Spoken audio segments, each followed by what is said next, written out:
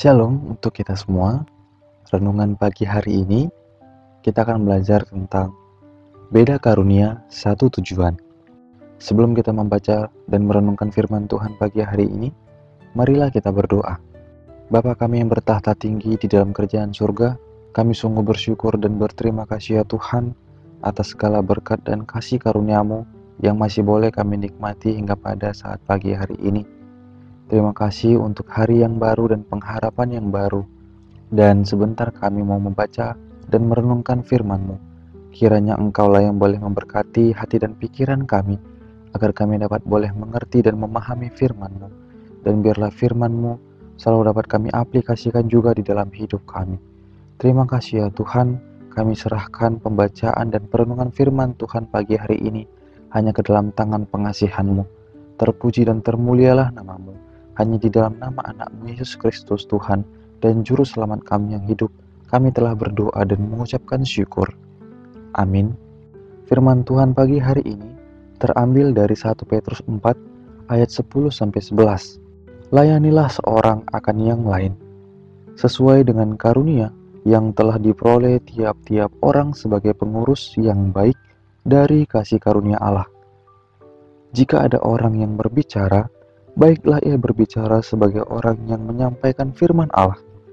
Jika ada orang yang melayani, baiklah ia melakukan dengan kekuatan yang dianugerahkan Allah, supaya Allah dimuliakan dalam segala sesuatu karena Yesus Kristus.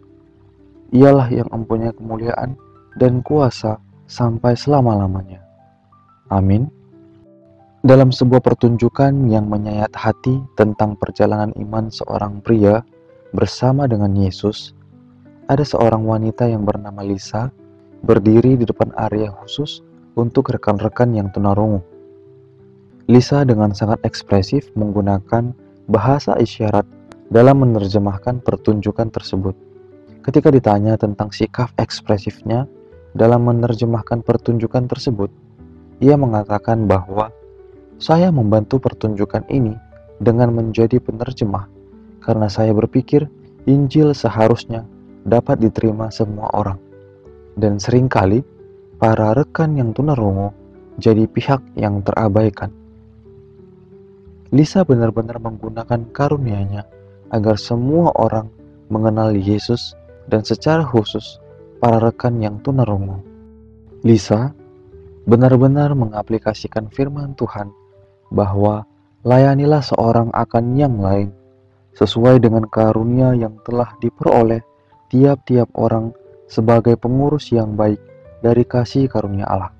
Sama seperti Lisa, kita semua orang-orang percaya pun dipanggil untuk menggunakan beragam karunia dan kemampuan yang telah Tuhan anugerahkan kepada kita untuk menjadi saksi dari Allah dan membawa orang-orang lain mengenal Yesus. Kita tidak harus jadi Lisa kedua atau orang-orang yang menurut kita hebat dalam pelayanannya. Tapi Rasul Petrus sudah ingatkan kita bahwa kita masing-masing telah dianugerahkan Tuhan karunia yang unik. Kita mungkin diberikan Tuhan memiliki hati yang taat berdoa, sehingga kita sangat mencintai doa, karena melalui doa kita bisa terhubung dengan Tuhan. Dengan demikian, kita bisa menjadi seorang pendoa. Kemudian, kita mungkin diberikan hati yang mengasihi dan sabar dalam mendidik anak-anak. Kita rindu setiap anak-anak bisa kenal Yesus sedini mungkin. Dengan demikian, kita bisa jadi guru sekolah minggu di gereja. Kita semua dianugerahkan karunia yang berbeda-beda dan unik. Dan harus kita ingat sekali lagi, yaitu semua karunia itu dianugerahkan agar kita dapat menjadi saksi Allah di dalam dunia dan membawa semua orang untuk mengenal Yesus. Kita punya karunia yang berbeda-beda, tapi satu tujuan. Oleh karena itu berdoalah dan mintalah Allah agar menuntun dan memakai kita jadi alatnya untuk melayaninya dan sesama, dan menjadi saksinya di dalam dunia, sehingga dunia mengenal kasih Allah yang indah. Amin. Mari kita berdoa. Terima kasih ya Tuhan yang baik. Kami bersyukur untuk firman-Mu dan renungan pada pagi hari ini yang boleh kami baca dan renungkan bersama-sama. Kami bersyukur untuk setiap karunia yang Tuhan telah anugerahkan kepada kami berbeda-beda, namun satu tujuan, yaitu agar dunia mengenal kasih Tuhan. Oleh karena itu ya Tuhan, bantulah kami, tuntunlah kami, agar kami dapat menjadi saksi-Mu bagi dunia, sehingga kami dapat menjadi alat-Mu untuk memberitakan dan menceritakan keindahan kasih-Mu, dan semua orang akhirnya dapat mengenal Engkau, ya Yesus yang baik.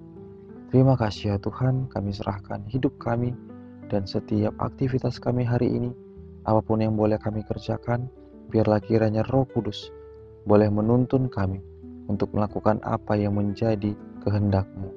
Terima kasih ya Tuhan, terpuji dan termulialah nama-Mu. Di dalam nama anak-Mu Yesus Kristus Tuhan dan Juru Selamat kami yang hidup, kami telah berdoa dan mengucapkan syukur. Amin.